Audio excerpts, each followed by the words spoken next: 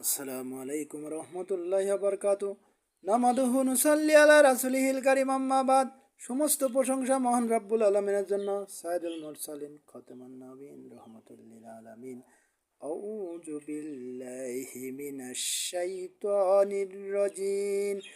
বিসমিল্লাহির রহমানির রহিম। ইকরা কিতাবাকা কাফা বিনাফসিকাল ইয়াওমা আলাইকা হিসাব। পড়ো তোমার কিতাব, তোমার হিসাব নিকাশের জন্য তুমি আজ নিজে যথেষ্ট।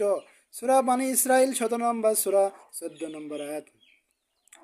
এই নিজের আমলনামা নিজেকে পড়তে দেওয়া হবে। আপনি এই আমলনামা পড়ে, এই কিতাব পড়ে আপনি আশ্চর্য নিবত হবেন। এই কিতাবে আপনার ছোট পাপও লেখা আছে, বড় পাপও লেখা আছে। ছোট বড় সবই এখানে লিপিবদ্ধ করা হয়েছে, কোনোটাই ছাড়া হয়নি। এই জন্য আপনি এই কিতাব পড়ে আশ্চর্য নিবিত হবেন এবং এই কিতাব পড়ে আপনি নিজের ফয়সালা নিবে দিবেন। আপনি এমন পাপ করেছেন আপনার জানা নয়, স্মরণ নয়, সেটাও এখানে লেখা আছে।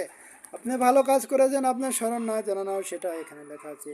এই কিতাব পড়ে আপনি নিজের ফয়সালা আপনি নিজেই দিবেন।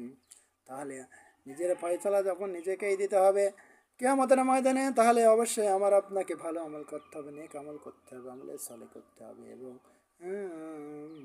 5 ওয়াক্ত সালাত জামাতবদ্ধভাবে আদায় করতে হবে।